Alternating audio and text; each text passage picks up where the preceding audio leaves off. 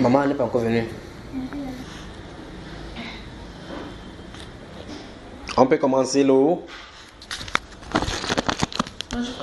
Gardez-vous à l'esprit qu'on va prier mercredi. Amen.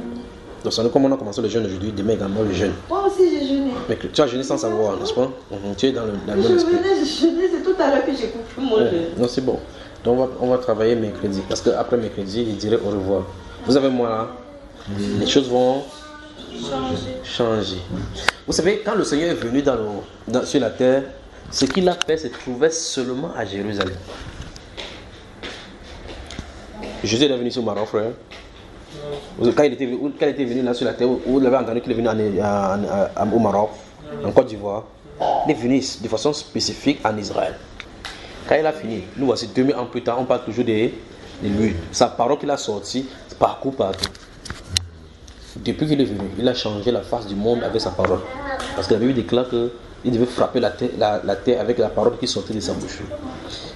Après, ce qu'on a dû faire ici, le changement va commencer. En tout cas, chacun de vous devez savoir cela individuellement. Chacun va vivre ce qu'il en est. Donc, mercredi, c'est consacré spécifiquement à la prière. Laissons tous que la parole fasse son effet. Mercredi, c'est la prière dans tous les sens du terme. À partir du 5h du matin. Venez vite. Tu as à partir de quelle heure? Même c'est 2h, même c'est 3h, moins, il n'y a pas de problème. Vous venez, si vous voulez votre très tôt, c'est 17h, il n'y a pas de problème. On prie. On va prier. Oui, ma chère, tu voulais poser la question? Ma question, tout à l'heure, tu as parlé de la confiance en Dieu. Oui. Et la souffrance qu'un chrétien peut avoir, qui fait qu'on se moque de lui. Oui. Bon, qu'est-ce qu'on doit faire pour ne plus subir la souffrance sur la terre, mais en ayant confiance au Seigneur, on puisse bénéficier de cette vie? Non, il n'y a rien à faire. C'est qu'il a dit, vous aurez des tribulations. Il a dit, dans le livre de 2 Timothée chapitre 3, il est dit au verset 12, il dit que ceux qui veulent vivre pieusement en Jésus-Christ seront persécutés. D'accord? Dans Actes des Apôtres chapitre 14, verset 22. Ah, tu mets l'os du poulet dans le sac de maman là. La Bible déclare que Paul, l'apôtre, marchait dans toutes les églises, il fortifie l'esprit des églises, il dit que, et vous savez que c'est pas beaucoup de tribulations qu'on doit posséder le royaume. Donc le royaume sera fait. Donc il dit pas beaucoup de tribulations qu'on doit posséder le royaume. D'accord? Donc en réalité, la question n'est pas de savoir comment on fait pour... On ne peut pas éviter ça ici, ça c'est un.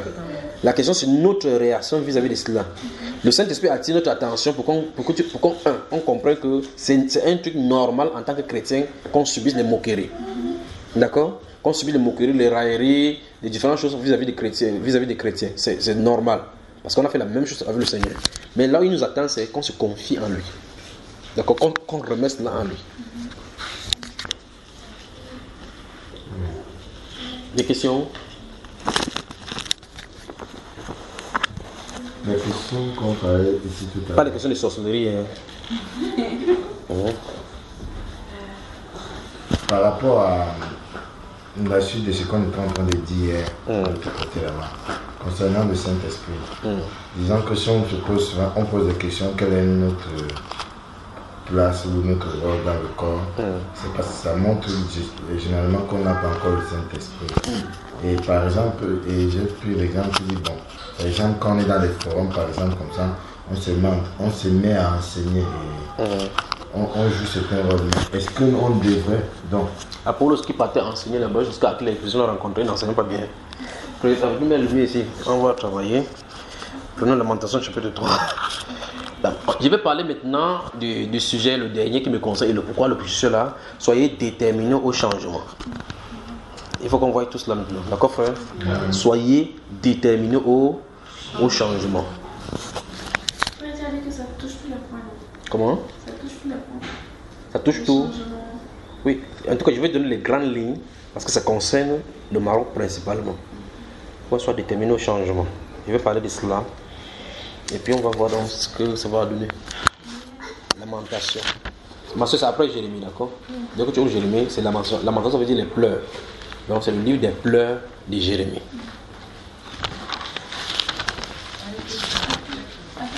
Vous pouvez venir à voir encore là.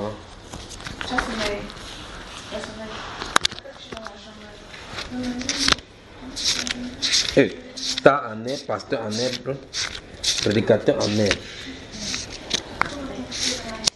Je comprends pas bien le dernier mot. En herbe. En herbe. Ah, en herbe. C'est-à-dire. On y va.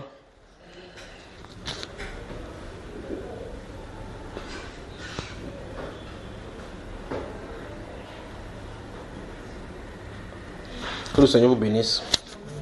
Il est quelle heure? Je crois qu'il est voilà, 19h35 là. Je ne sais pas si on peut terminer ça aujourd'hui. Demain on commence à quelle heure? Demain on commence tôt. À 11h on commence. Ok. Moi, je vais pas trop tarder comme je dois encore retourner au travail très tôt. Je dois être 5h du matin. Donc après tu vas nous trouver ici. Tu vas nous trouver, on aura continué, d'accord? Tu vas nous trouver dans une autre étape. Donc le matin chapitre 3, vous y êtes. Prenez aussi Deutéronome au chapitre 26. Non, Deutéronome chapitre 28, Lévitique chapitre 26.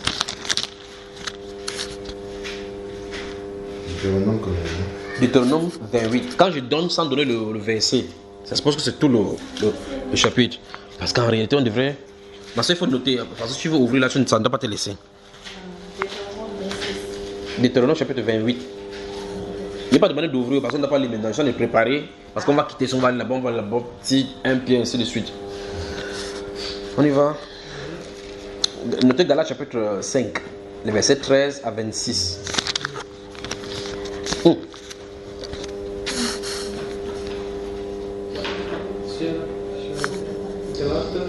Galates chapitre 5, verset... Mon téléphone a fait enregistrer. Il a dit que tu ne dois pas enregistrer ça, que tu ne dois pas entendre. C'est ce qu'il a dit, c'est pour ça qu'il a enlevé ça. On y va. Soyez déterminés au changement. Donc, j'ai dit Deutéronome chapitre 28, Lévitique chapitre 26, Galates chapitre 5, les versets 13 à 26, Luc, le chapitre 18, versets 1 à 9. Vous êtes avec moi, hein? Bonsoir au Maroc. Bonsoir. Voilà, 1 Pierre chapitre 1, verset 13 à 22. Bon, tu vois comment, en ouvrant, tu vois que ça ne va pas te laisser, n'est-ce pas? Donc, c'est mieux de regarder peut-être les trucs là-bas. Quand on va finir, on va commencer. Proverbe le chapitre 1. Proverbe le chapitre 1. Ce qu'il fait, c'est il donne des passages comme ça pour que quand on va commencer à 1 Pierre chapitre 1, les versets 13 à 22. Quand je donne des passages, c'est pour que si je travaille, à un moment donné, je vais déposer la Bible, je vais commencer à dire c'est écrit dans quel passage, je vais donner ainsi, ainsi. Donc, Proverbe le chapitre 1. 1 Pierre chapitre 1, verset 13 à 22. Vous avez noté Galates chapitre 5, le verset 13 à 26, c'est ça? Isaïe chapitre 66, verset 7 à 14.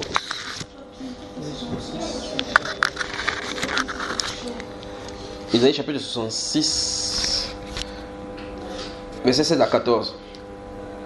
Jérémie chapitre 14. Jérémie chapitre 14, les versets 10 à 22.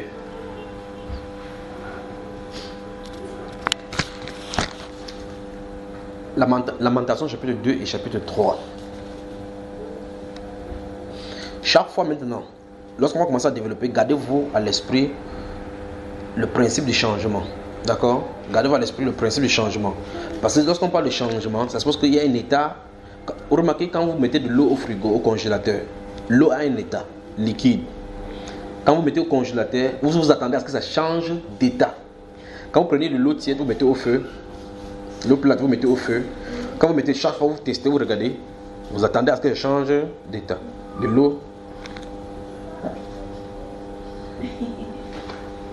Bonsoir. Quand vous mettez l'eau là, au feu, vous attendez à ce que ça chauffe. Quand ça bouge, ça bouge. Donc ça va changer de temps.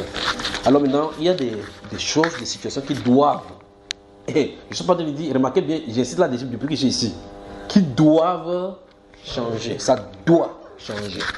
Jérémie chapitre 14, dans le verset 10 à 22. Ou bien encore, on va aller jusqu'au verset 12. 1 Samuel, les chapitres 1 et 2. Ça crie là. Ça c'est la sirène ça. Vous avez noté Luc chapitre 18 verset 1 à 9. Ésaïe chapitre 15. Enfin, Ésaïe. Les chapitres 1 verset 15 à 20.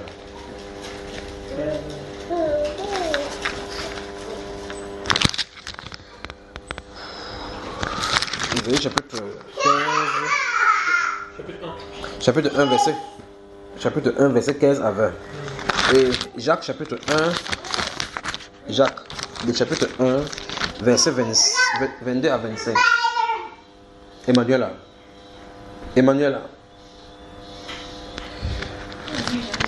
Hébreu chapitre 3 verset 12 à 14.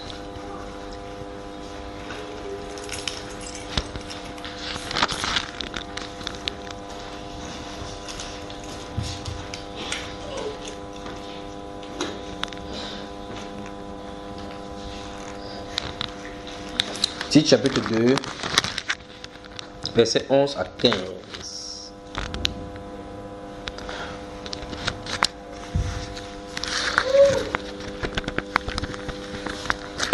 En prenant, si vous y êtes, au fur et à mesure, je vais donner l'autre passage.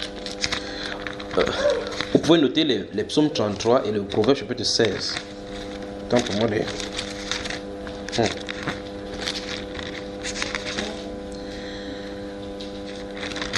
Donc prenons du temps, lisons d'abord les passages, les principaux passages dans Deutéronome chapitre 28 et Lévitique chapitre 26. Toute votre attention maintenant. On va lire doucement, d'accord? Voilà. Donc nous allons commencer dans le livre de Deutéronome au chapitre 28.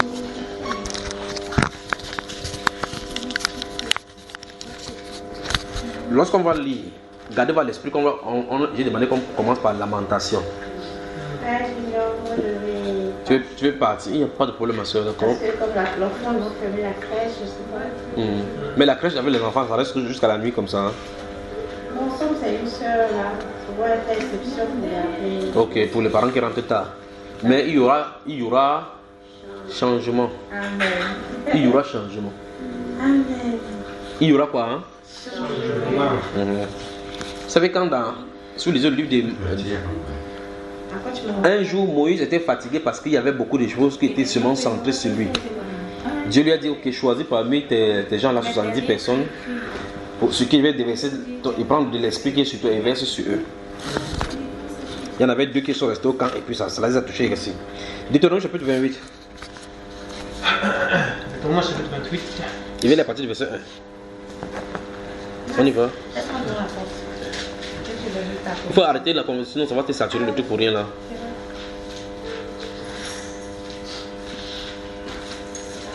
Donc au moins là c'est enregistré les différents passages. Tu peux aller tu prends le passage du livre. Mais mercredi c'est sûr je serai là. Amen. En fait comme je viens de commencer je suis vraiment épuisée. Ça va aller. Je vais me concentrer pour le lundi là comme ça. Mercredi je vais venir pour la prière. Allez, et le Seigneur te bénisse. Amen. Pareil à toi, vraiment que vraiment Saint-Esprit achève ce qu'il a commencé. Ta santé. Amen. Amen. Que ça te plaît, mon soeur. Bonne bien. Bébé, arrête de fatiguer. Merci, papa. On y va. Je laisse. Je vais faire la commission pour le numéro. Merci. Verset 1 et suivant. Si tu obéis à la voix de l'Éternel, ton Dieu, en observant et en mettant en pratique tous ces commandements que je t'ai prescrits aujourd'hui, l'Éternel, ton Dieu, te donnera la supériorité sur toutes les nations de la terre.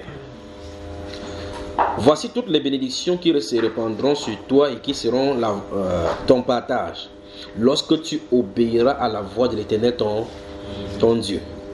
1. Tu seras béni dans la ville et tu seras béni dans les champs. Le fruit de tes entrailles, le fruit de ton sol, le fruit de tes troupeaux, les portées de ton gros et de ton menu bétail, toutes ces choses seront bénies. Ta corbeille et ta cruche seront bénies. Tu seras béni à ton arrivée et tu seras béni à ton départ. L'Éternel te donnera la victoire sur tes ennemis qui s'élèveront contre toi. Ils sortiront contre toi par un seul chemin et ils s'enfuiront devant toi par 7 chemins. L'Éternel ordonnera. Je veux que vous gardez bien le verset 8. Très bien. L'Éternel ordonnera à la bénédiction d'être avec toi dans tes greniers et dans toutes tes entreprises. Il te bénira dans le pays que l'Éternel ton Dieu te donne. Tu seras pour l'Éternel un peuple saint comme il te l'a juré lorsque tu observeras les commandements de l'Éternel ton Dieu et que tu marcheras dans ses voies. Tous les peuples verront que tu es appelé du nom de l'Éternel et ils te craindront. L'Éternel te comblera de biens en multipliant le fruit de tes entrailles, le fruit de tes troupeaux, le fruit de ton sol dans le pays que l'Éternel a juré à tes pères de te donner. L'Éternel t'ouvrira son bon trésor du ciel. Il faut que vous gardez le verset 12 encore. L'Éternel t'ouvrira son bon trésor du ciel pour envoyer à ton pays la pluie en son temps. Vous n'êtes pas concentré là. Et pour bénir tout le travail de tes mains. Tu prêteras à beaucoup de nations et tu n'emprunteras point. Tu prêteras à beaucoup de nations et tu n'emprunteras point. L'Éternel fera de toi la tête et non la queue. Voici le verset préféré de Pentecôtiste. Tu seras toujours en haut et tu ne seras jamais en bas. Ça ne finit pas là. Lorsque tu obéiras au commandement de l'Éternel, ton Dieu, que je te prescris aujourd'hui, lorsque tu observeras et les mettras en pratique. Le premier volet, c'est ça qu'on cite chaque fois par jour. Mais le volet suivant, on ne dit pas. On continue. Verset 14. Et que tu ne te détourneras ni à droite, ni à gauche de tous les commandements que je vous donne aujourd'hui pour aller après d'autres dieux et pour les servir. Amen. Amen. Ça, c'est le volet qui concerne les bénédictions. Ça commence par énoncer le principe. Le principe de l'obéissance, puis la bénédiction. Dieu ne bénit pas pour qu'on lui obéisse, il s'attend à ce que nous lui obéissons. Que nous vivons d'après ses voies et qu'il fasse accomplir ses promesses sur nous et dans nos vies. La partie des malédictions, je ne lirai pas, d'accord? Parce que j'ose croire que nous ne sommes pas les gens qui doivent subir les malédictions. Amen. Vous êtes d'accord avec moi? Amen. Ok. Il y aura changement. Amen. S'il y a changement, on a parlé des changements d'état spirituel, des changements d'état dans toutes les autres choses, qu'il y ait des difficultés ou autres, il faut qu'il y ait changement. La question, c'est qu'est-ce qui a amené le problème au point où il faut qu'il y ait changement. On peut être, comme il vient de terminer sur le verset 14, de ce chapitre 28 de Deutéronome, comme il est dit, si on va servir d'autres dieux, à plusieurs égards, à plus d'un égard, on a servi des divinités étrangères au lieu de Dieu. N'est-ce pas? Et donc le verset 15 et suivant va commencer. En tout cas, le verset 15 ne sont que les énoncés de l'opposé de ce qu'on a lu dans le premier verset, dans les 14 premiers versets. On peut travailler ici vraiment? Amen. Ok. Donc à partir du verset 15 jusqu'au dernier du chapitre 28 de Deutéronome, à cet instant-là, on va commencer à voir les contraires de ce qu'on a lu ici dans le chapitre 28, les premiers 14 versets. On y va? Amen. Chapitre 26 de Deutéronome, d'Exode cette fois-ci. De Lévitique. C'est quand vous marchez là, vous faites ça me dérange. Donc je crois qu'on va pas faire 30 minutes là maintenant. On va mettre le principe et puis on va continuer demain. À partir du verset 1 du chapitre 26 de Lévitique.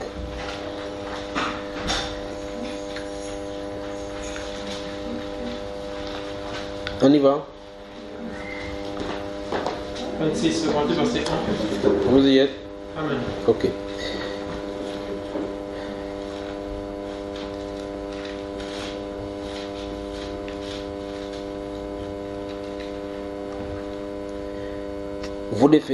Vous ne vous ferez point d'idole, vous ne vous élèverez ni image taillée ni statue. Et vous ne placerez dans votre pays aucune pierre ornée de figures. Pour vous prosterner devant elle, car je suis l'Éternel votre Dieu. Vous allez en plein centre des Champs-Élysées. Se trouve dans un grand affaire. C'est même le lieu où il y a par excellence des pierres. C'est pour parler du cas de Paris tellement.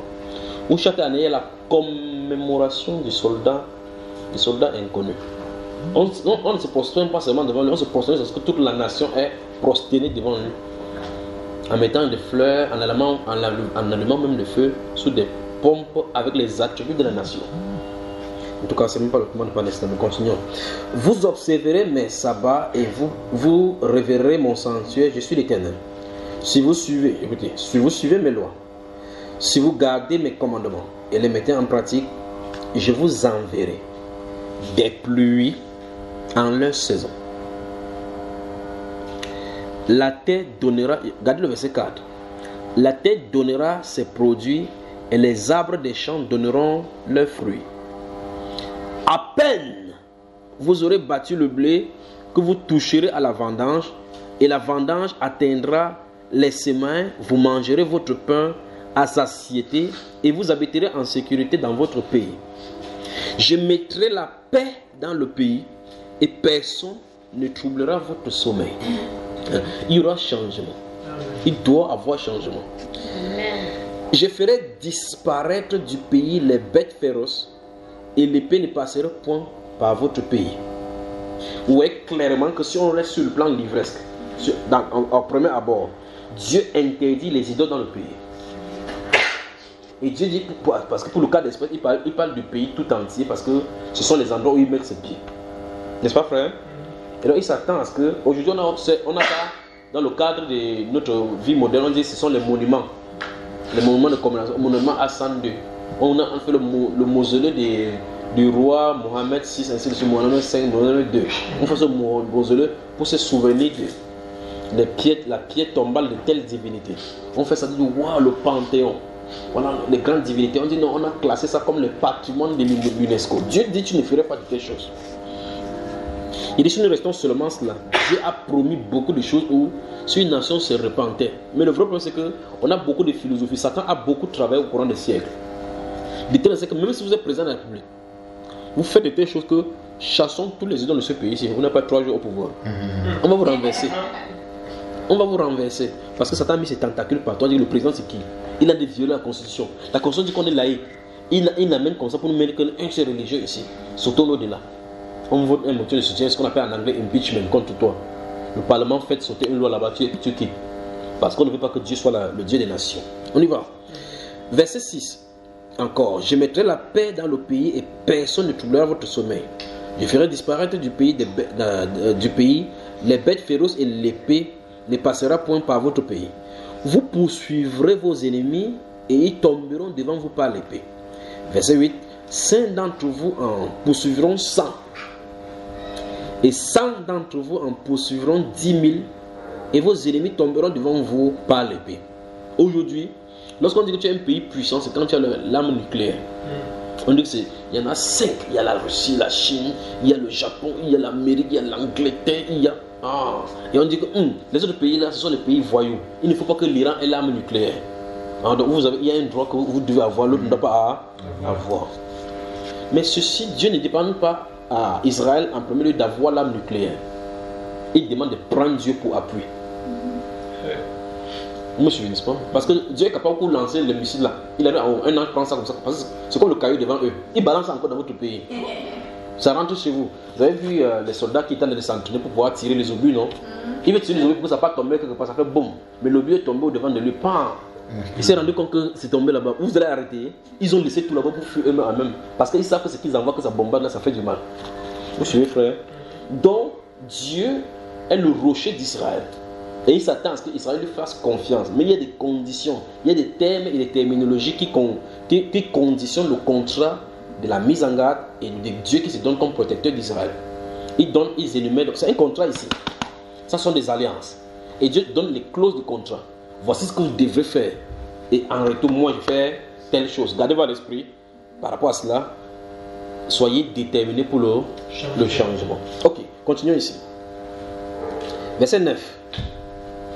Je me tournerai vers vous. Je vous rendrai fécond Donc Dieu va toucher même les seins des femmes, les ventres des femmes dans le pays. Ha. Et je vous multiplierai et je maintiendrai mon alliance avec vous. La personne dit j'ai. La personne qui parle dit j'ai. De celui qui va faire. Verset 10. Vous mangerez des anciennes récoltes et vous sortirez des vieilles pour faire place aux nouvelles. Donc ça veut dire que pendant que ces récoltes sont encore dans le grenier, l'autre récolte va encore trouver. Tellement il y aura de l'abondance. Il y aura changement. Il y aura changement. Mais écoutez ce que le Saint-Esprit vient de dire. Verset 11. J'établirai ma demeure au milieu de vous. Et mon âme ne vous aura point en horreur. Ah. Verset 12. Je marcherai au milieu de vous. Je serai votre Dieu et vous serez mon peuple.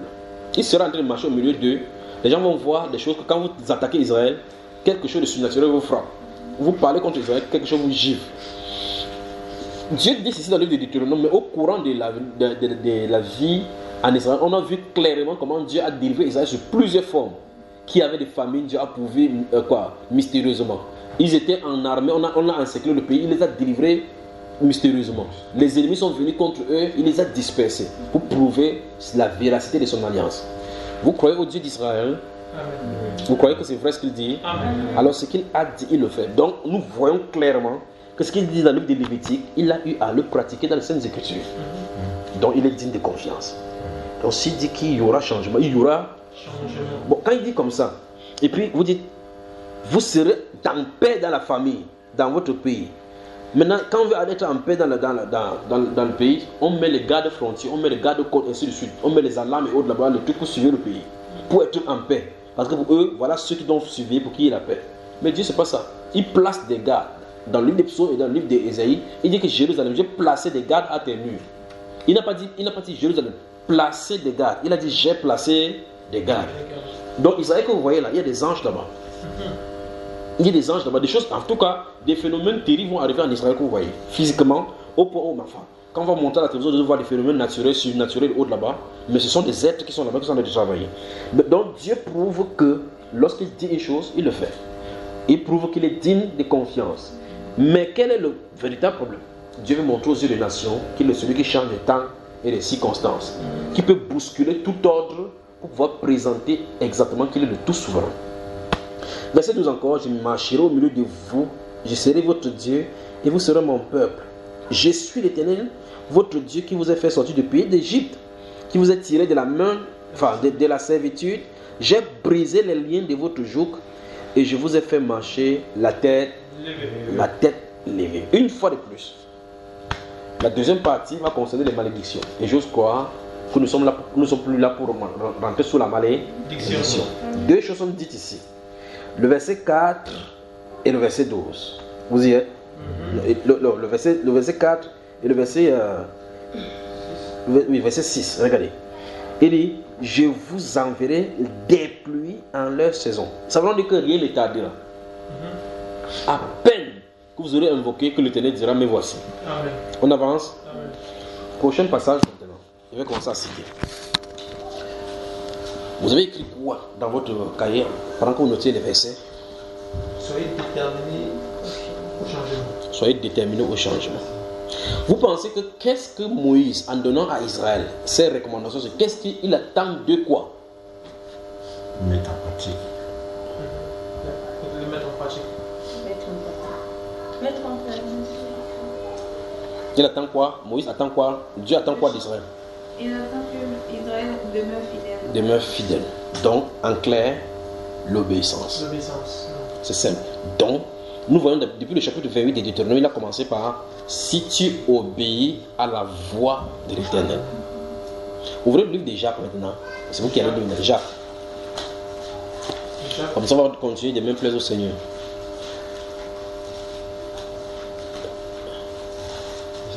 Jacques chapitre 1. C'est comme si tu voulais, quoi que moi donner cela.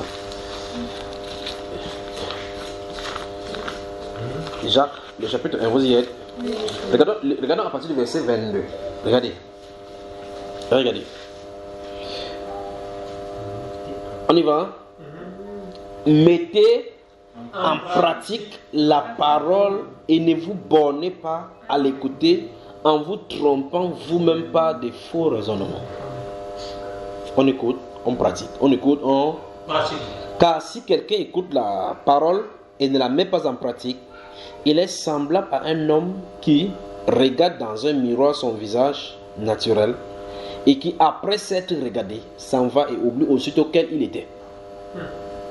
Mais celui qui aura plongé les regards dans la loi parfaite, virgule, la loi de la liberté, donc dans la parole, dans l'obéissance, se trouve la liberté. Quand tu obéis, quand tu plonges les regards dans la Bible, ça va te donner plutôt plus la liberté. Il dit la loi de la liberté et qui aura persévéré. Vous voyez, on a besoin de persévérance. N'étant pas un auditeur oublieux, mais se mettant à l'œuvre. Ça veut dire qu'en vivant selon ce qu'il a eu à puiser dans les Saintes Écritures, celui-là sera heureux. Où ça? En résumé, ce qu'on a lu dans le livre de Deutéronome, ce qu'on a lu dans le livre de Lévitique, c'est ça qui est résumé ici en 2 versets. Celui-là sera heureux dans son activité. On met activité parce que ton activité peut être le football. Pour l'autre, c'est ton activité d'abord. Dans le livre de Josué, il avait dit que ce livre de la loi, selon Paul, me dit le jour et nous pour agir fidèlement selon ce qui est écrit. C'est alors que tu réussiras dans toutes tes âmes. Donc, je crois que la parole de Dieu n'a pas changé. Là, on vient de lire le Nouveau Testament. Et puisque nous sommes dans le livre de Jacques, allons rapidement tourner tout juste là. On va à 1 Pierre. Regardez, 1 Pierre. Vous avez noté ça aujourd'hui au chapitre 1. 1 Pierre 1, chapitre 13 à 22. Permettez-moi de lire donc. Que Dieu vous bénisse. Amen. Donc, si on doit résumer, la clé de la détermination au changement, c'est l'obéissance. Donc, toute désobéissance, sous quelque forme, doit cesser. Voilà, c'est simple. Donc, le message est passé. Toute désobéissance, sous quelque forme que ce soit, doit cesser. Ça veut dire que lorsque je rentre dans la méditation et que je regarde que ma vie n'est pas en règle, il faut rapidement mettre ça en règle. Quand tu mets ça en règle, il dit quoi? Il dit que les choses vont venir automatiquement d'eux-mêmes. C'est Dieu qui a donné la promesse. D'accord? Maintenant, regardez ici, verset 13. C'est pourquoi saignez les rênes de votre entendement. Soyez sobres. Écoutez. Et ayez une entière espérance dans la grâce qui vous sera apportée lorsque Jésus-Christ apparaîtra. Comme des enfants. Encore. Comme des enfants obéissants. Ne vous conformez pas aux convoitises que vous aviez autrefois quand vous étiez dans l'ignorance. Donc on a pu rentrer à vivre comme si on ne connaissait pas ce qu'il faut faire. Parce que quand nous étions dans l'ignorance, dans le monde, on dit dans le monde, bien dans le monde. Le monde, l'ignorance, c'est lorsque la pensée de l'esprit de Dieu qui contrôle le monde nous gouvernait. Maintenant que nous avons connu Christ, ou bien encore comme Christ s'est fait connaître à nous, bien encore s'est révélé à nous, il nous enseigne dans la voie de la vérité. La vérité en lui, c'est qu'on se dépouille. Eu égard à notre vieille vie passée, notre vieil homme. Il dit donc maintenant, comme les enfants obéissants, donc il dit, en résumé, mon grand frère dit ici, c'est comportez-vous en enfant obéissant. Puisque les enfants, quand ils disent va dormir, il va dormir. Ne vous comportez plus comme la fois que vous étiez encore dans l'ignorance. Maintenant, vous connaissez que le Dieu qui est là, c'est le Dieu de vérité. C'est le Dieu qui observe, il veut qu'on observe ses paroles. C'est le Dieu qui dit, s'il dit quelque chose, il va le faire. Et par conséquent, on doit le obéir. Verset 14 encore. Comme des enfants obéissants, ne vous conformez pas aux convoitises que vous aviez autrefois quand vous étiez dans l'ignorance. Mais puisque celui qui vous a appelé est saint, vous aussi, soyez saints dans certaines de vos conduites. Dans votre conduite. Soulignez donc ça dans votre Bible. Si vous avez souligné, colorier. Si vous avez colorié, peinturé. Vous avez peinturé. Si vous avez peinturé maintenant, vous encadrez. Si vous avez encadré, vous encerclez. Vous comprenez qu'on ne peut pas avoir le cercle aussi, le triangle, tout ça, non? Alors maintenant, ici, donc, ce petit passage-ci est suffisant pour qu'on discute pendant 3 heures de temps, ici maintenant. Remarquez, lorsque nous lisons Deutéronome et Lévitique, le Seigneur est revenu sur ceci. Faisons-y un tour encore. Je crois que c'est ici. Regardez, verset 15 encore. Mais puisque celui qui vous a appelé est saint, vous aussi soyez saints dans toute votre conduite selon qu'il est écrit. Vous serez saints car je suis saint. Donc, il vient de citer un passage de l'Ancien Testament où nous avions lu tout à l'heure. Lévitique et Deutéronome. Donc, ça veut dire que si vous regardez ces passages-ci, ça se trouve dans le livre de Lévitique également. D'accord? Donc, Dieu veut la sanctification. Quel style de sanctification dont il parle ici? Dans quel domaine? Hey, j'aime ça. C'est pour cela que la prédication ça commence à être intéressant à partir de ce niveau-ci. C'est quoi la sanctification? Donc, quand tu t'éloignes du péché, ah, c'est ça. Il dit toutes vos conduites. Toutes. Ça veut dire que le regard doit être sanctifié. Amen. Notre façon de s'adresser doit être sanctifiée. Notre façon de se comporter doit être... Sanctifié. Nous y voilà. On a des problèmes, pas vrai? On pense qu'on est arrivé et puis on voit effectivement qu'il y a des chemins encore à parcourir. Alors il dit, mais puisque celui qui vous a appelé est saint, vous aussi, soyez Saint. dans certains de vos conduites. Non. D'où vient-il que quelqu'un peut dire que non, laissons la casquette des pasteurs là. Je vais te d'abattre comme ça là, tu vas voir que tu as trouvé garçon. Soyez saints dans toutes vos conduites. Il n'y a pas un endroit où Dieu va dire qu'il laisse le titre de Dieu là pour ne plus être Dieu. Il est Dieu. Il ne peut pas changer son être. Vous voyez cela, n'est-ce pas? Ou bien on est chrétien, ou bien on n'est pas. Pointez quelqu'un. Dire être chrétien est un état. Un état. Ce n'est pas une casquette qu'on porte. Ce n'est pas une casquette qu'on porte. Ce n'est pas un t-shirt qu'on aborde. C'est pas un t-shirt qu'on aborde. Où on écrit dessus. On écrit dessus. J'ai choisi Jésus. J'ai choisi Jésus. Parce que ton t-shirt peut être brûlé. Parce que ton t-shirt peut brûler. Ce n'est pas le statut de WhatsApp Ce n'est pas le statut de WhatsApp que j'ai choisi Jésus. que j'ai choisi Jésus. Parce que WhatsApp peut griller. Parce que WhatsApp peut griller. Il s'agit d'une relation saine Il s'agit d'une relation saine entre vous et Dieu. entre vous et Dieu. Voilà. Entre toi et Dieu. Vous entendez, n'est-ce pas, frère? Puisque celui qui vous a appelé est saint. Donc ça veut dire que l'appel de Dieu, quand Dieu dit, vous avez noté Proverbe chapitre 1 ici. Oui. Merci, Père, on va y aller. L'appel de Dieu en disant, hey, quittez le chemin de l'égarement. Cet appel-ci, c'est l'appel à la sainteté. Automatiquement.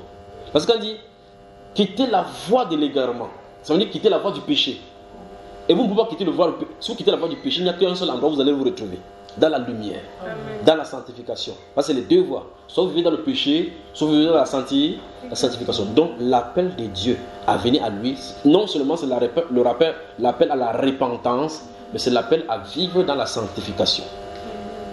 Et donc, il n'y a pas l'appel à vivre dans la sanctification, dans la désobéissance. Dans la sanctification, il n'y a pas la désobéissance. Puisque celui qui vous a appelé est saint, vous aussi soyez. Son état, c'est la sainteté. Il nous appelle à être saint. Parce qu'on dit soyez. On n'a pas dit devenez, on dit soyez. C'est pour ça que quand il nous appelle, il nous sanctifie. Notez 1 Corinthiens chapitre 6, verset 9 à 11. 1 Corinthiens chapitre 6, verset 9 à 11. Il dit, puisque celui qui vous a appelé est saint, vous aussi. Donc c'est une obligation pour nous. Puisque l'appel, vous ne pouvez pas rejeter cela. Vous ne pouvez pas non plus rejeter l'appel à la sanctification. Alors, ça veut dire que la notion de sanctification, on doit y revenir dessus, à nos conduites, en se questionnant. Lorsque je pose tel acte, est-ce que ma conduite est sainte? Vous me suivez, n'est-ce pas? L'appel à la sanctification, c'est-à-dire l'obéissance à sa voix. Notez 1 Jean chapitre 1, vous notez les versets 5 à 9.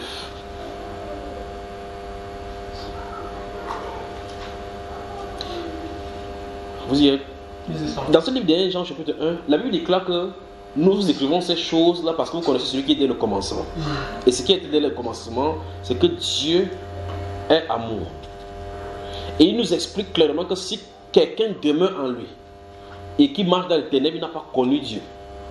Mais si nous marchons avec lui, nous le suivons, comme il est dans la lumière, nous sommes en communion avec lui, le sang de son Fils Jésus-Christ nous purifie de toute iniquité. Donc une fois de plus, on voit la marche dans la lumière. Et automatiquement, la sanctification s'opère. L'obéissance à sa voix. On avance là? Ok, c'est pas encore fini, c'est dans ce livre de 1 Pierre. Verset 16, selon qu'il est écrit, vous serez saints car je suis saint. On y va? Et si vous invoquez, c'est Jésus, tu as fermé ta Bible? Ok, ça t'est fâché. Vous entendez un chrétien dire que non, j'en ai ras le bol. Pointe quelqu'un. Dis pointe quelqu'un. Dis ras le bol. N'est pas dans la conduite sainte. N'est pas de la conduite sainte. Pourquoi vous pointez vous deux ou comptez seulement un? Pointe quelqu'un, pointe à quelqu'un à côté de toi.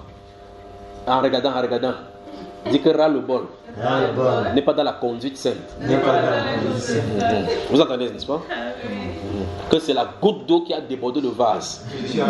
Dis que quelqu'un dit que laissez que le vase, la goutte d'eau dépasse le vase. Tu dois, dis ton cœur doit être surmonté par l'amour. On va dire que quelqu'un reste que ma tête chauffe, après la tête, que ma tête chauffe. Ça ne doit pas être chauffé comme ça là, d'accord? On y va doucement, puisque celui qui vous a appelé est saint. Soyez saints dans toute votre conduite. Gardez seulement vous cette parole en esprit en disant chaque fois quand vous allez dans n'importe quelle situation, vous dites est-ce que ma conduite est sainte? Vous allez savoir où vous en êtes. Regardez dans ce livre de 1 Pierre que nous sommes en train de parler, si je regarde dans la suite, on va voir si le Seigneur le permet. Il est dit qu'on ait les mêmes sentiments, les mêmes pensées comme Christ qui, quand il était persécuté, il ne faisait point de menace. Quand on parle de persécution, ce n'est pas la qualité qu'on vit aujourd'hui, on tâche à la maison, tu n'as pas de place. On le giflait. En tout cas, vous connaissez. Moi, si vous n'avez pas lu, vous avez vu le film de quoi, Jésus de Nazareth. Ou mieux encore, plus grave encore pour Mel Gibson. On va revenir sur son cas plus tard. Donc, ça veut dire qu'on l'a tapé, tabassé. Quand on l'a tabassé, on a dit, dis-nous, qui t'a prophétisé? On a dit, tu veux dire clairement que tu veux continuer dans la mort pour sauver Gigi. La Bible déclare dans les livres des prophètes, il dit que c'est à cause de nous qu'on nous regarde comme des brebis destinées à la boucherie. Et quand on l'a interrogé, à cause de l'amour qu'il a pour nous, il a gardé le silence. Lorsqu'on amène des gens en seule salle interrogatoire dans la police, on leur donne l'interrogation par la chicotte. Parce que lorsqu'on t'interroge, tu vas mentir. On te chicote, puisque ça va te faire mal, tu es obligé de dire quelque chose. Lui, on le tapait à cause de l'amour pour nous, il a gardé le silence. Parce que là-bas, il pouvait se révéler que je suis le fils de Dieu, pardon, laissez-moi tranquille. Ah, c'est trop fort ce que vous faites aussi là. Il a dit, à cause de Gigi, je vais subir. Gardez-vous cela à l'esprit. Il n'a pas dit, j'en ai ras le bol. Au milieu même des ennemis, il manifeste l'amour. Un disciple sort le couteau, coupe l'oreille comme ça, les Malchus. Ah, Pierre, qu'est-ce que tu fais? Vous savez, les pieds sont impulsifs. Les pieds sont impulsifs. En voyant qu'il a sorti le couteau, chouang! En tout cas, le couteau qu'il avait, ce n'était pas pour le préserver de Jésus. Parce qu'il y a des gens qui disent que le garde du corps, que Jésus avait le garde du corps avec le couteau. Et arrêtez ça. Parce que quand ils sont dans les plantes là-bas, quand ils vont couper quelque chose, ils coupent avec leur couteau. Il était des traditions. Maintenant, si tu vois quelqu'un marcher au couteau, vous abordez le boulevard des Nations là, tu vois quelqu'un devant le couteau comme ça, tu vas changer de couteau. Tu travailles directement en même temps, pas vrai? Parce que normalement, si on t'attrape, même la police t'attrape comme ça, tu as des marchés avec arme blanche. Tu es un suspect en public. Mais eux, ils marchaient pour avoir les couteaux dans leur truc, parce qu'ils ne faisaient pas pour faire du mal. Alors ils pouvaient aller donc dans le champ, s'il y a quelque chose, pendant qu'ils se réunissent, ils coupent l'ananas ou coupent n'importe quoi avec le couteau. Mais le couteau là, à cet instant-là, a servi de couper l'oreille. Mais ce n'est pas le couteau dont il est question. Regardez l'impulsion de Paul, de Pierre, regardez la réaction du Seigneur Jésus. Quoi? On ne venait pas pour Pierre, c'est pour Jésus qu'on est venu. Qu'est-ce qui s'est passé? Il a pris l'oreille, l'a remis en place. Donc quand il a remis, ça s'est collé. Il n'y a plus de douleur. Ça n'a pas empêché que les gens qui sont venus l'attraper, l'attrapent toujours. Ça donne nous pour ça à poser des questions. Ça, quand on dit, Malchus, ton oreille était tombée, maintenant c'est collé. C'est impensable, on ne peut pas faire ça. Un être humain normal ne peut pas faire ça. On a toujours attrapé. C'est ça, frère. Alors il pouvait dire, j'en ai ras le bord, tue le pied. Tu fais, comment j'ai raté l'oreille? Il faut couper le cou directement. Parce que si on coupe le cou, le Malchus, ça fait au moins un soldat de moins. N'est-ce pas? Là, on voulait défendre le Messie. Il a dit, Pierre, garde-le de le faire. Il ne faut pas ça, parce que tu tue pas l'épée, mais pas l'épée. Je peux appeler il peut le faire. Il n'a pas besoin d'appeler les anges, parce qu'on dit que 12 légions, 72 000 anges pour venir régler pour un être humain. Il n'a pas besoin de 72 000 anges pour venir régler, il n'en a pas. Il suffit qu'il dit, poussière, tu retournes, et vous expirez là. Il suffit de dire, terre, ouvre-ta. Un ange n'a pas besoin d'intervenir. Il dit à la terre que la terre se fond. Ça s'ouvre là, ça vous refait. Si sèche le figuier avec... Si elle a séché le figuier avec la parole, on a vu ça ici. Que jamais homme ne mange là. Vous pouvez sécher. Mais il dit 12 légions d'anges. C'est pour dire quoi? Ça veut dire que même si il y a n'importe quelle difficulté qui peut appeler le ciel à l'aide, il pourrait appeler.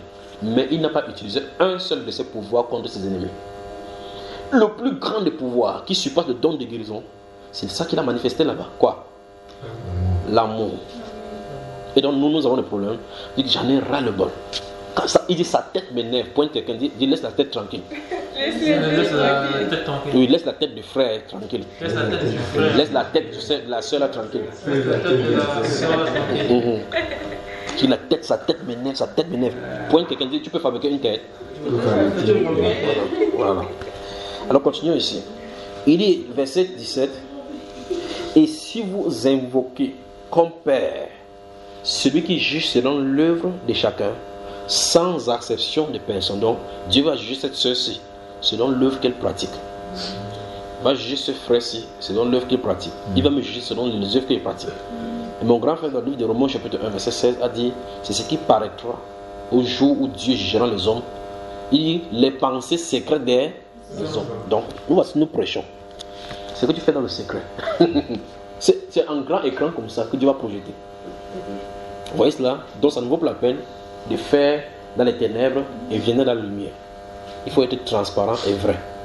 Parce qu'il dit, et si vous invoquez comme Père, celui qui juge selon l'œuvre de chacun sans acception de personne, il dit, conduisez-vous avec crainte pendant le temps de votre pèlerinage. On nous renseigne que nous sommes en pèlerinage. Il s'attend à ce que notre marche dans le pèlerinage soit avec la crainte du Seigneur. Tout ce que nous sommes en train de faire ici, ce sont des choses que nous avons lues dans le livre des Deutéronomes, au chapitre 28. Dans Lévitique chapitre 26, nous venons de lire cela. Là-bas, Dieu a dit clairement qu'il va envoyer les pluies en leur saison. Ceci nous fait comprendre une chose.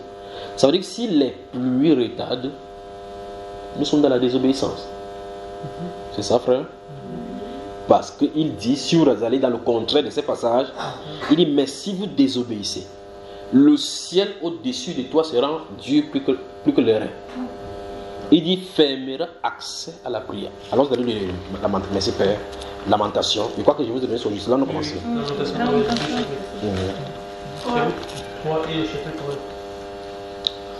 On y va.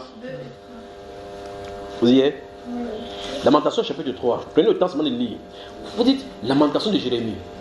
Il a passé 52 chapitres. En tout cas, ce que vous lisez dans le livre de Jérémie, c'est pendant plus de 22 ans qu'il a parlé. De Jérémie chapitre 1 jusqu'au chapitre 2. C'est au moins 22 ans qu'il a eu à parler. Parler, prier. Rien n'a changé. Aucune personne n'a prié à sa prédication. Donc s'il y avait un mauvais pasteur sur la terre, c'est lui. Jérémie. Au moins Noé a sauvé sa famille. Au moins. Parce que dans ce livre de Jérémie, il est dit au chapitre 12 que ne crois même pas à tes propres frères qui sont à la maison. Qui dit comme ça, quand tu entres là, il parle que il te dérange. Comment tu dis? C'est moi qui dis, c'est pas ce qu'il écrit là-bas. On y va là. Lamentation chapitre 3, je vais lire les 9, 10 premiers versets. Écoutez, je suis l'homme qui a vu la misère. Vous avez, même les Français ont pris ces choses pour dire que quand tu bavardes que ouais chérie fais-moi ça, il dit cesse-moi tes jérémiades. Quand il dit cesse-moi tes jérémiades, c'est les pleurs de Jérémie. Donc quand il dit cesse-moi tes jérémiades là, indirectement il a décidé la Bible.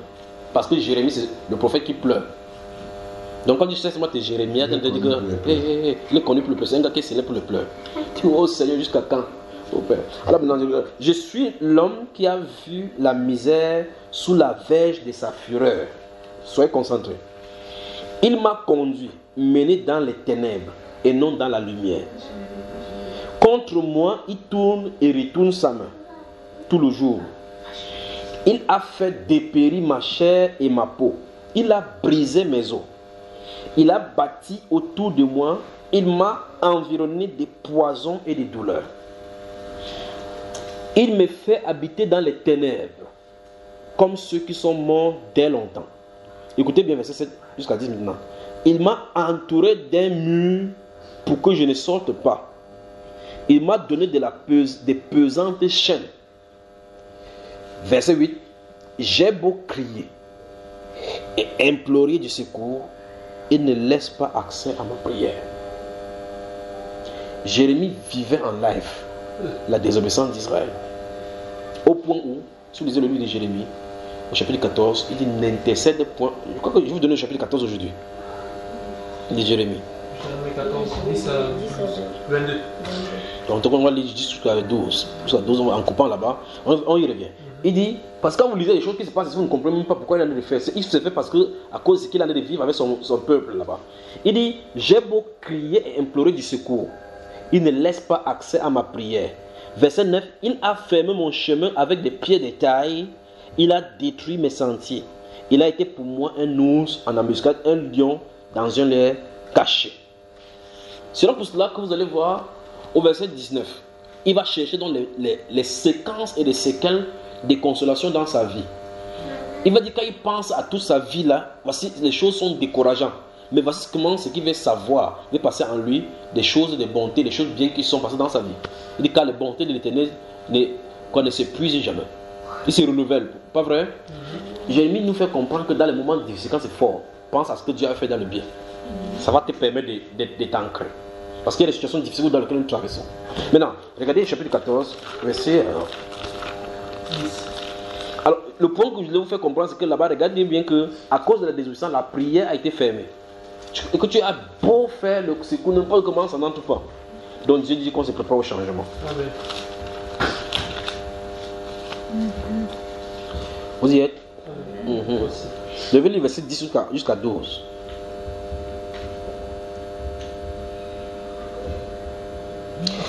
Regardez, voici ce que l'Éternel dit de ce peuple. Ils aiment à courir ça et là. Donc, dans beaucoup d'églises, vous comprenez, n'est-ce pas? Ils ne savent retenir leurs pieds. L'Éternel n'a point d'attachement pour eux. C'est grave. Or, les personnes contre qui on a parlé comme ça, c'est ceux dont on a lu qu'il y avait une alliance. Que s'ils fassent comme ça, on va les bénir. Ils fassent comme ça, on va les bénir.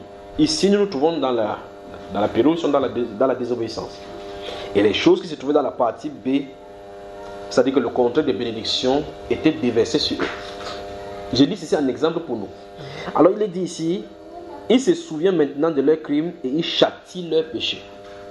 Verset 11, et l'Éternel me dit, n'intercède pas en faveur de ce peuple. S'ils jeûnent, je n'écouterai pas leurs supplications. C'est terrible. Ici, qu'est-ce que Dieu vient de dire? Il vient de dire qu'il a fermé le ciel. Et si vous lisez le livre de Deutéronome, chapitre 28, à partir du verset 15 en descendant, il a dit le ciel au-dessus de toi sera derrière. Comme c'est mieux quand il va, qu'on lit.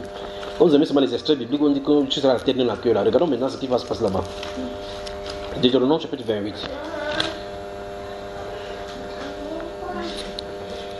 On y va.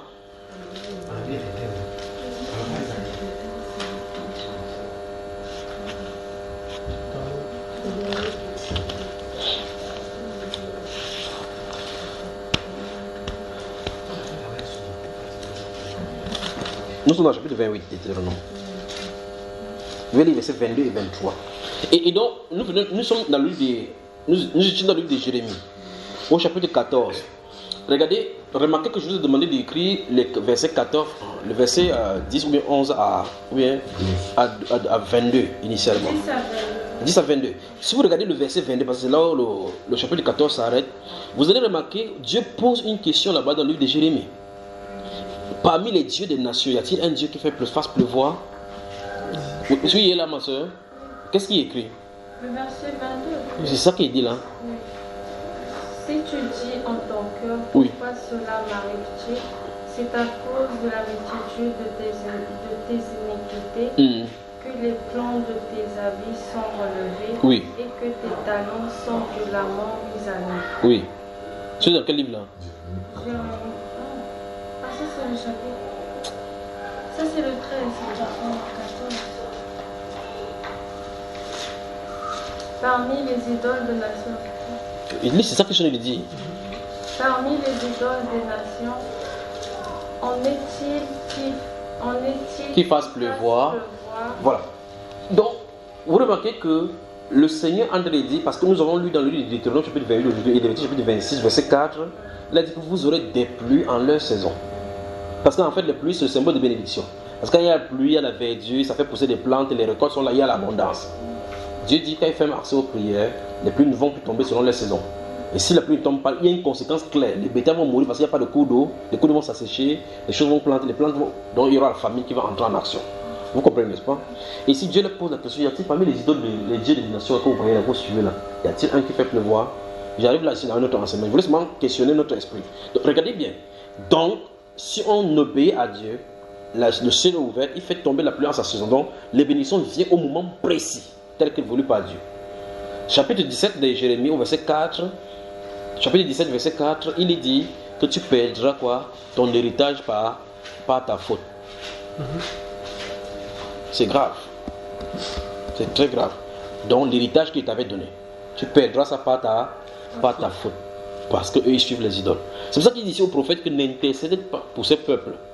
Et ne lève point pour eux des supplications. Si jeûnent, je ne les écouterai pas. C'est grave. Voici là où l'humanité ne doit pas se retrouver. Si par exemple, tu pries et que Dieu te dit je ne t'écouterai jamais. Non, vous savez, c'est ce que tu es allé au frère. On est allé à la ligne rouge. La ligne rouge a été atteinte. Ça veut dire à cet instant, tu n'as plus la Bible à lire. Parce que s'il dit que si tu pries, tu jeûnes, je ne t'écouterai pas. Hein, c'est terminé. Tu offres les holocaustes. À cet instant, rien ne marchera plus.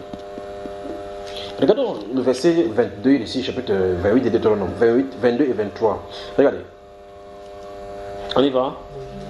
Nous sommes dans Deutéronome, chapitre 28, verset 22 et 23. C'est le verset 23 qui nous intéresse. Je vais vous montrer seulement ça, parce que dans le livre des Lamentations, tout à l'heure, nous avons vu au chapitre 3, verset 28, chapitre 3, verset 8 et 9, que Jérémie dit qu'il a prié, il a entouré avec les murs, il a beau crier pour demander le secours, mais il ne laisse pas accès à la prière.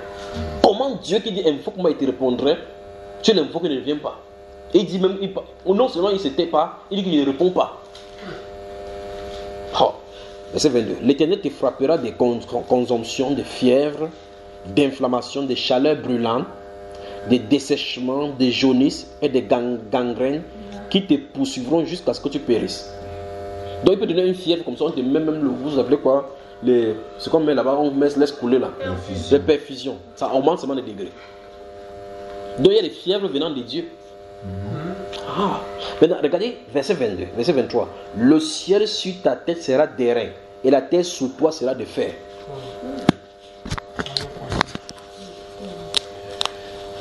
Nous sommes le peuple de son pâturage, le troupeau qu'il s'est choisi. Qu'est-ce qu'il attend de nous simplement? L'obéissance. Je veux que vous regardiez la similitude ou même encore la relation claire entre l'obéissance et le changement d'état et par conséquent la bénédiction qui arrive en leur saison.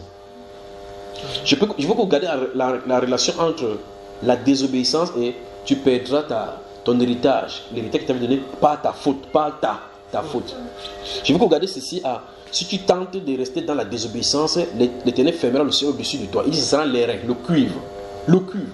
Donc le ciel sera le cuivre au-dessus de ta tête. Donc quand tu pries, rien ne traverse. Au-dessus de ta tête. C'est-à-dire que si tu te lèves en haut, tu pries, ça ne va pas. Tu pars te battre pour t'en sortir, ça ne marche pas. Il dit, au-dessus de la tête, ça sera le cuivre, en bas, ça sera le fer. Donc quand quelqu'un ouvre la terre comme ça, il met sa semence, toi tu ouvres, tu mets le truc, ça fait un pan, pan. Autrement dit, tu sèmes, tu ne mentionneras pas. Si un être humain est comme ça ne vaut pas la peine qu'il vive. Et parce que même si tu quittes sur la terre, tu passes au séjour de mort, il te poursuit encore même là-bas. Parce que Satan ne s'arrête pas sur la terre. Ça veut dire qu'en clair, Dieu nous dit faisons attention, vivez dans l'obéissance. Comme dans ce psaume chapitre 119, verset 4, comment le jeune homme rendra plus son sentier en se dirigeant d'après ta parole. On y va. Amen. Isaïe chapitre 1. Je vais m'arrêter là pour qu'on continue les mêmes plaisirs au Seigneur. Le changement. Donc, quand on va lire Isaïe chapitre 1, je vais continuer à bavarder. Et puis, je vais clore à un moment donné. Dans Isaïe chapitre 1, vous y êtes. Et aujourd'hui, il y a également donné le livre de Galates chapitre 5, le verset 13 jusqu'au verset 26. Ce sera le temps pour vous de lire et y méditer. Parce que là, on touche les œuvres de la chair et les œuvres de l'esprit aussi. Et maintenant, l'obéissance dans la voie. Dans Isaïe chapitre 5, chapitre 1, verset 15, vous y êtes, jusqu'au verset 20. Dieu dit, venez et plaidez. Donc. Vous avez moi. Que vous êtes fatigué. Vous êtes là. Qu'est-ce qui est écrit dans le verset 15? Venez et plaidez. Mais je dis, et tu as la Bible devant te dire, Dieu dit, venez et. Vous restez comme ça, vous me regardez. Moi, je n'ai pas de Bible, je n'ai pas ouvert. Venez et. Dire. Puis il dit quoi? Si vos péchés sont comme la cramoisie, oui, il deviendra blanc comme la neige. Donc Dieu appelle à la repentance. Et s'il devient un homme blanc, c'est parce qu'il appelle à la sanctification. Demain, on va entamer avec Proverbe. Je crois qu'on va commencer la prière demain. Et souvenez-vous de cela. Et oui. La suite, s'ils sont rouges comme la pourpre, ils deviendront comme la laine. La laine. Oui. Si vous avez de la bonne volonté et si vous êtes docile, vous mangerez les meilleures productions du pays. Mais si vous résistez et si vous serez dévoré par le glaive. Car la bouche de l'Éternel a parlé. Chaque fois, il nous appelle à la repentance, donc à l'obéissance. De l'autre côté, mais le mauvais côté de la chose, pour que tu ne sais pas que, pour que tu comprennes bien les clauses des deux côtés. Et que si quelque chose t'arrive, tu ne dis pas que je ne savais pas que c'est désobéissé, c'est un truc comme ça. Il met clairement, venez et plaidons. Si vos péchés sont rouges comme le chromosie, ils deviendront blancs comme la neige. Vous y êtes? Amen. Il dit que si vous êtes docile, c'est-à-dire si vous vous soumettez, vous mangez les meilleures productions du pays. Une fois de plus, c'est connecté à la pluie qui va tomber. Parce que tout à l'heure, il a dit les nouvelles produits vont trouver les anciennes dans la grenier. Vous allez faire place, pas vrai? Amen. Il dit, mais si vous êtes rebelle, vous serez dévoré par le glaive, car la bouche de l'Éternel a parlé. On veut quoi? Changement. Donc, premier acte, il faut identifier les zones de désobéissance. Premier acte. Il faut donc identifier les zones de désobéissance. D'accord? Lorsqu'on a identifié les zones de désobéissance, mettre un terme à cet instant, à cette désobéissance. C'est-à-dire, commencer à vivre dans la pratique de l'obéissance vis-à-vis de ce que nous venons identifier. Parce que je trouve que voici le problème. Sache que, et si ce problème était la désobéissance, ça veut dire que le contraire de ça, c'est l'obéissance. De la même façon, comme si tu allais aller au nord. On te dit, le nord là, tu as fait fausse route. Ça veut dire que si tu partais au sud, le sud est à l'opposé. Il faut changer de direction. Il faut tourner carrément à 180 degrés et puis tu te retrouves dans l'autre côté. On y va, mes chers. Donc, premier acte, identifier toute désobéissance. Lorsqu'on les a identifiés, y appliquer la correction en vivant dans l'obéissance. C'est bon? Amen. La deuxième chose, là c'est acte 2. Ou bien le deuxième acte c'est mettre en terme cela. Je peux continuer? En gardant à l'esprit que le Saint-Esprit a parlé du changement. Quand il a dit qu'il y aura changement, ceci implique qu'il faut le changement pour vivre le changement.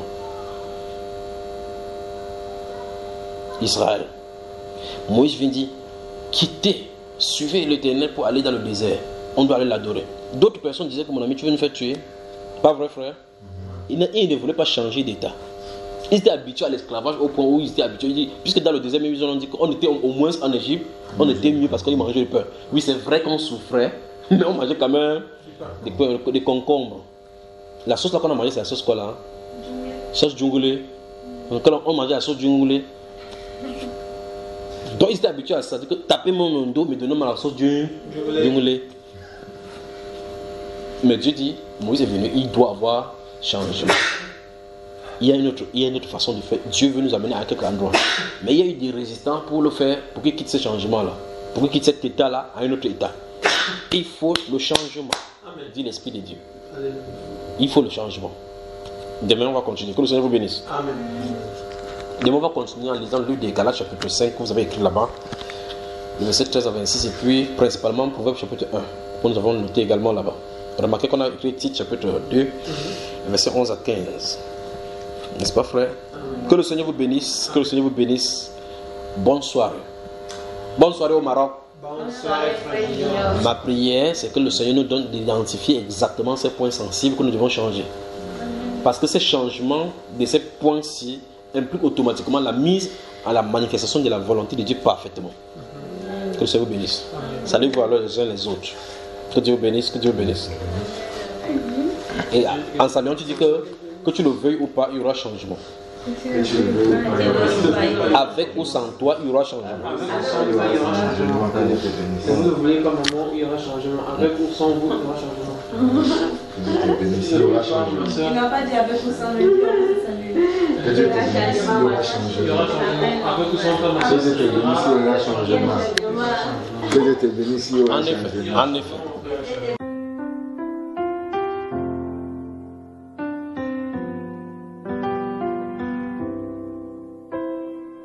C'est au pied de ta croix que je trouve le réconfort. Je n'ai plus peur de rien quand je suis blotti dans tes bras. C'est au pied de ta croix que je trouve le réconfort. Je n'ai plus peur de rien quand je suis blottie dans tes bras. Assoiffée de ton eau qui me redonne la vie, tu me nourris avec ton pain de vie. La douceur de ta voix, je ne m'en lasserai pas. Quand tu me parles, je t'entends et je crois. C'est au pied de ta croix que je trouve le réconfort. Je n'ai plus peur de rien quand je suis blottie dans tes bras. C'est au pied de ta croix que je trouve mon réconfort. Je n'ai plus peur de rien quand je suis blottie dans tes bras. Garde-moi près de toi pour l'éternité. Et en retour, je promets de t'aimer. Ressens-tu mon amour quand je chante pour toi? Il est si fort que je pleure de joie, oui, de joie. C'est au pied de ta croix que je trouve le réconfort. Je n'ai plus peur de rien quand je suis blottie dans tes bras. C'est au pied de ta croix que je trouve mon bonheur, Jésus. Je n'ai plus peur de rien quand je suis blottie dans tes bras.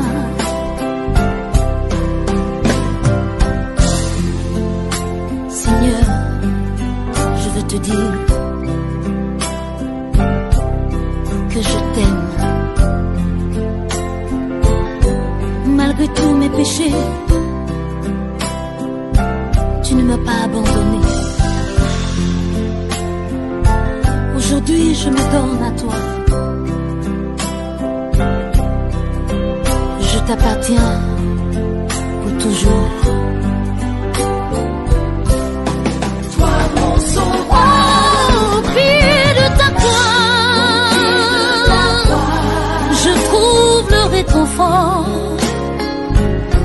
Je n'ai plus peur de rien, car tu es mon protecteur.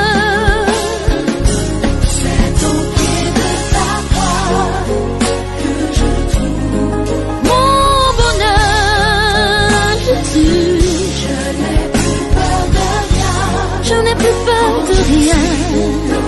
Dans tes bras. C'est au pied de ta croix que je trouve le réconfort. Je n'ai plus peur de rien quand je suis blottie dans tes bras.